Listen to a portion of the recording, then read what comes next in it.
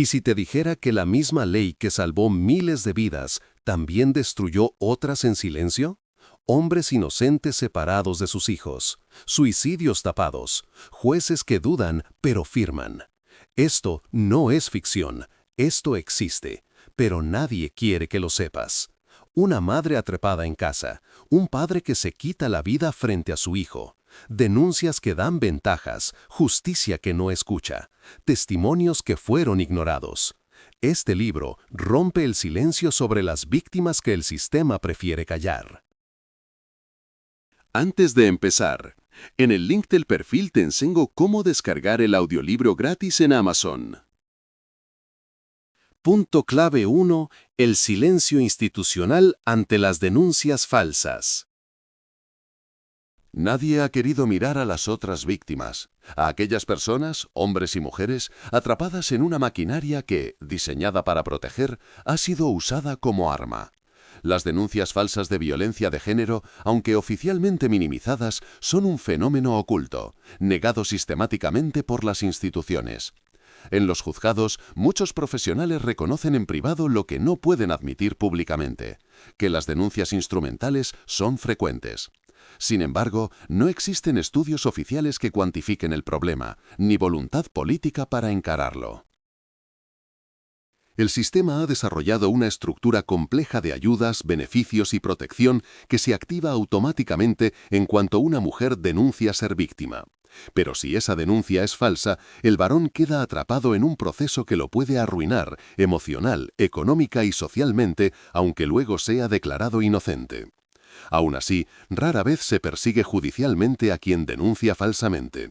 La ley ampara a la supuesta víctima, sin matices, sin filtro, sin verificación previa. El silencio institucional convierte en cómplices a quienes se supone deben garantizar justicia.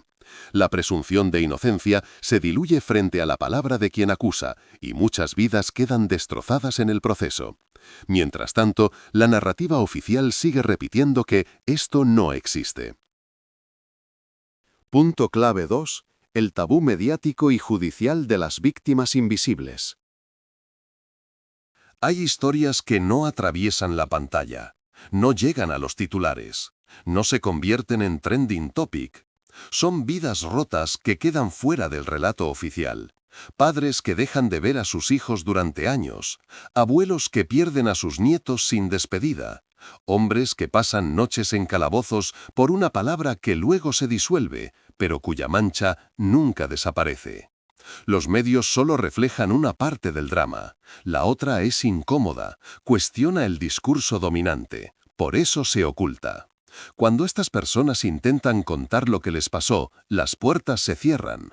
Programas de televisión que cancelan entrevistas, radios que no devuelven llamados, artículos que jamás se publican.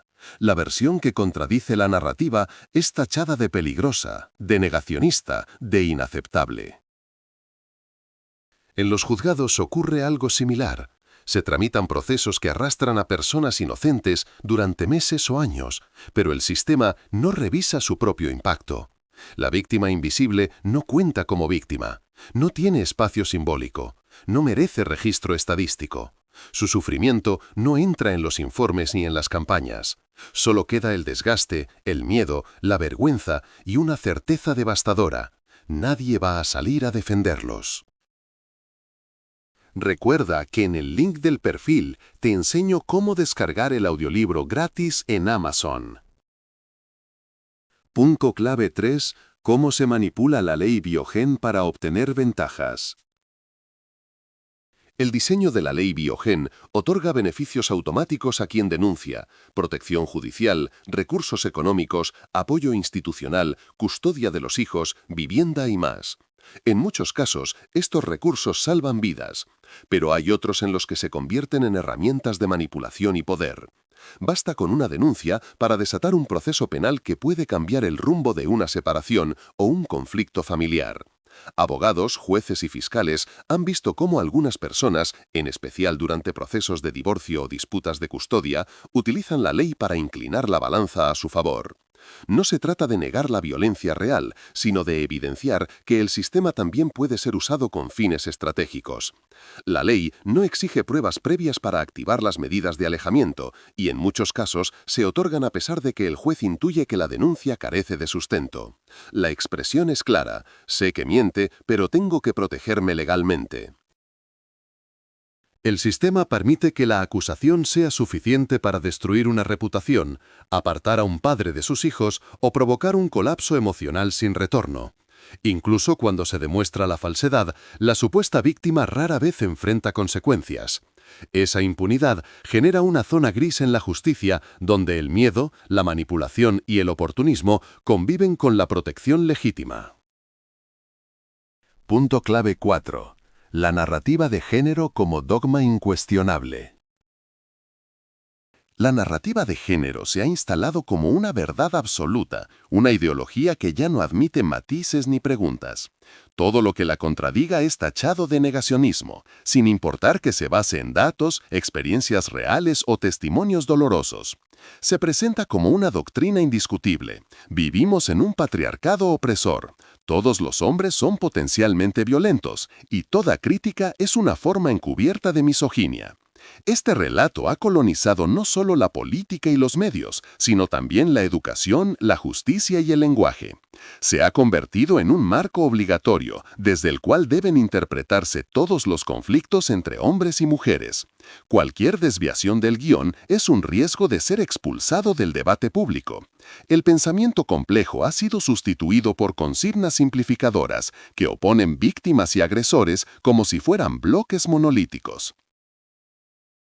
Quien intenta discutir las consecuencias negativas de esta narrativa, como las denuncias instrumentales o el daño a hombres inocentes, es estigmatizado de inmediato. No se permite cuestionar si la medicina ha generado efectos secundarios graves, porque admitirlo implicaría traicionar la causa. Así, el relato se convierte en una forma de censura, una religión de Estado que exige fe ciega y castiga la duda con el ostracismo social. Punto clave 5. La masculinidad bajo sospecha permanente. Ser varón hoy implica vivir bajo un manto de sospecha. Desde la infancia se les asigna una carga simbólica de agresividad, dominio y peligro. Se les exige renunciar a espacios, callar en ciertos debates, pedir perdón por crímenes que no han cometido. No importa el individuo, importa su sexo. El relato dominante no distingue entre inocentes y culpables. El solo hecho de ser hombre los ubica como parte de una estructura opresora. Instituciones, campañas y medios replican constantemente la idea de que el hombre es una amenaza latente. Desde frases como «todos los hombres son machistas» hasta propuestas de toques de queda o espacios sin varones, la sociedad ha empezado a aceptar con naturalidad un discurso misándrico que sería inaceptable si el objeto fuera otro grupo. Incluso los niños son percibidos como futuros agresores que deben ser reeducados antes de que se conviertan en monstruos. El concepto de masculinidad tóxica se extiende como un veneno simbólico que contamina cualquier gesto, emoción o comportamiento masculino. Y mientras tanto, se silencian las heridas, las depresiones, los suicidios, la desesperación de quienes no encajan en ese molde o se ven excluidos sin haber hecho nada. La masculinidad ha sido convertida en culpable por defecto, sin juicio ni defensa. Punto clave 6. El doble rasero legal y moral según el sexo. En nombre de la protección, se ha instaurado un sistema legal asimétrico. Dos personas cometen el mismo acto, pero la reacción judicial cambia según quién lo ejecuta. Si un hombre empuja a una mujer, es violencia de género. Si es al revés, es una riña sin mayor relevancia. El criterio no es el hecho en sí, sino el sexo del autor.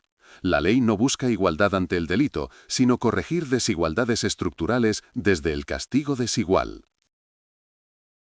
Esta lógica se traslada a la sociedad. Cuando una madre secuestra a sus hijos y los esconde del padre, se la ve como protectora. Si lo hace él, es un delincuente.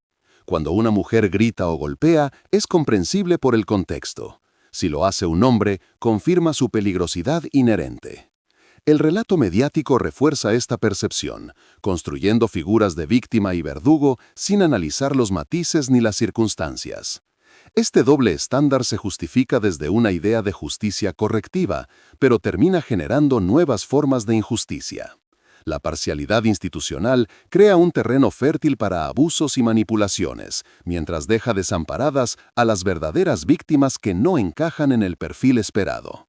El resultado es un sistema que no protege por igual, que juzga por género, no por hechos, y que ha renunciado a la imparcialidad como principio. Punto clave 7. El poder destructivo del identitarismo institucional.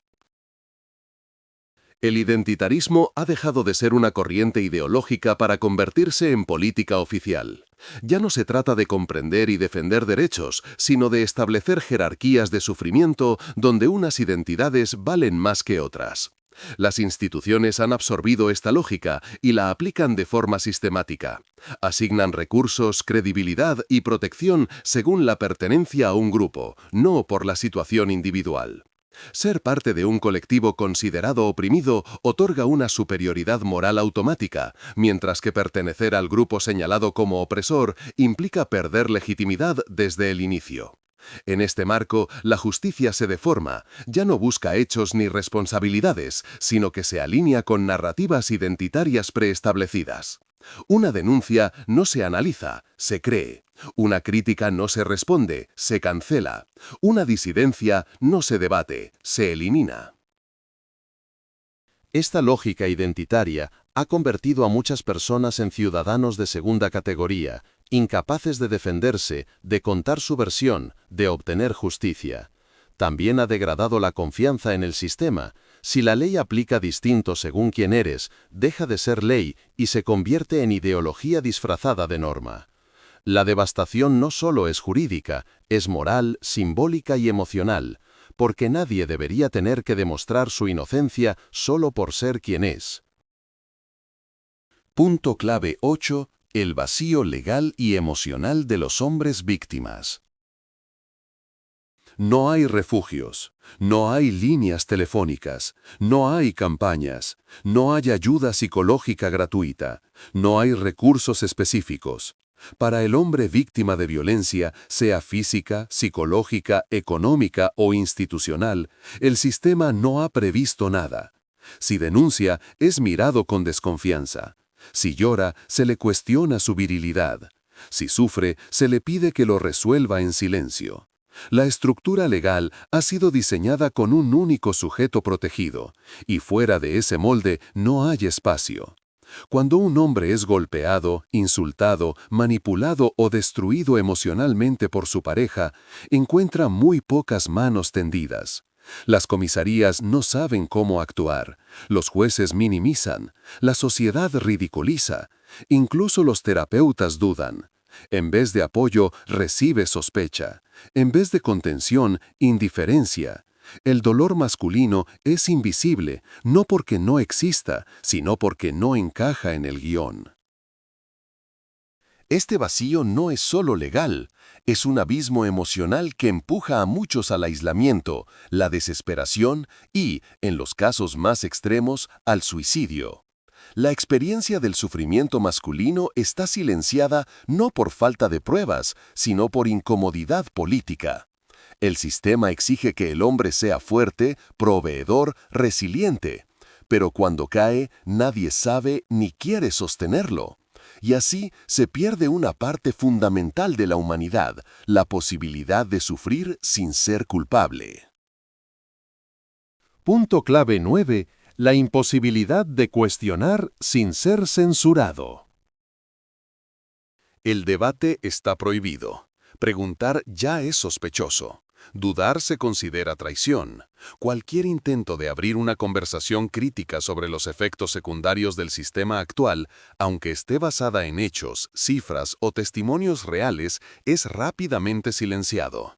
La etiqueta de negacionista, machista o fascista se convierte en una herramienta de exclusión inmediata. No hay espacio para el matiz, para la complejidad, para el disenso razonado. Las redes sociales, los medios de comunicación y muchas instituciones han normalizado la censura preventiva. Se cancelan entrevistas, se bajan publicaciones, se persiguen opiniones que desafían la narrativa oficial. Incluso profesionales con décadas de experiencia, jueces, psicólogos, abogados, evitan hablar abiertamente por miedo a represalias. El miedo a ser etiquetado es más fuerte que el deber de contar lo que se ve. Este entorno sofocante ha transformado la conversación pública en un monólogo ideológico. No se trata ya de defender o atacar a nadie, sino de constatar que se ha perdido la posibilidad de pensar sin castigo. Sin crítica no hay progreso, sin debate no hay justicia. Pero lo que domina hoy es el consenso forzado, una verdad oficial que se impone no con argumentos, sino con amenazas de silencio y exclusión. Y así, las víctimas reales, todas, siguen sin voz. Punto clave 10. La necesidad urgente de una mirada verdaderamente igualitaria. Proteger a las mujeres de la violencia es un deber incuestionable, pero hacerlo a costa de crear nuevas víctimas no es justicia, es venganza. Una sociedad verdaderamente igualitaria no puede aceptar un sistema que reparte privilegios y castigos en función del sexo. La equidad exige mirar cada caso con honestidad, sin ideología, sin prejuicio, sin favoritismos. Hoy, la ley y el relato dominante protegen solo a un tipo de víctima. Pero hay muchas más: padres separados injustamente de sus hijos, hombres inocentes procesados sin pruebas, mujeres que denuncian por razones ajenas al maltrato, niños usados como armas judiciales.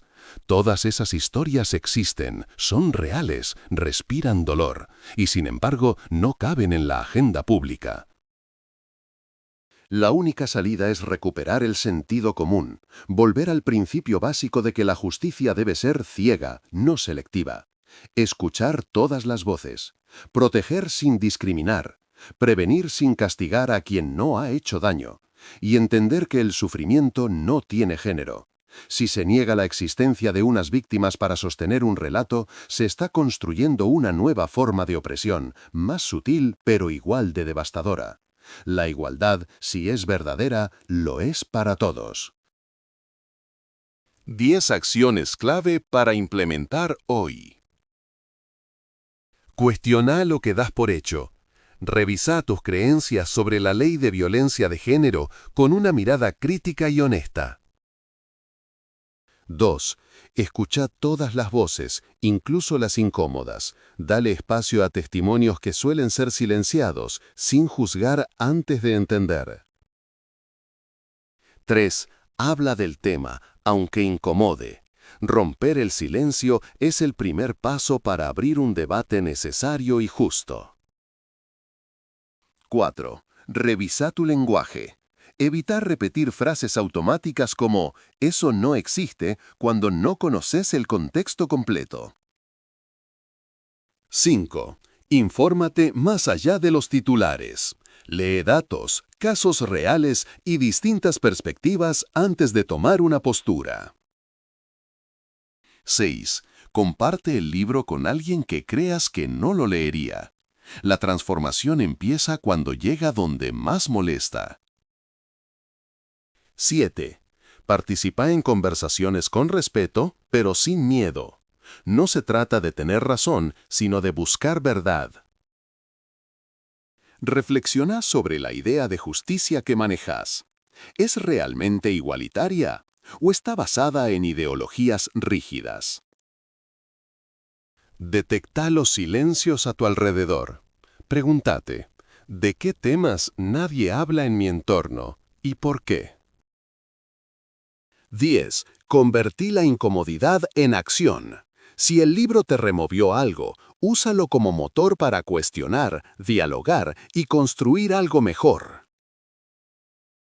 En el link del perfil te enseño cómo descargar el audiolibro gratis en Amazon.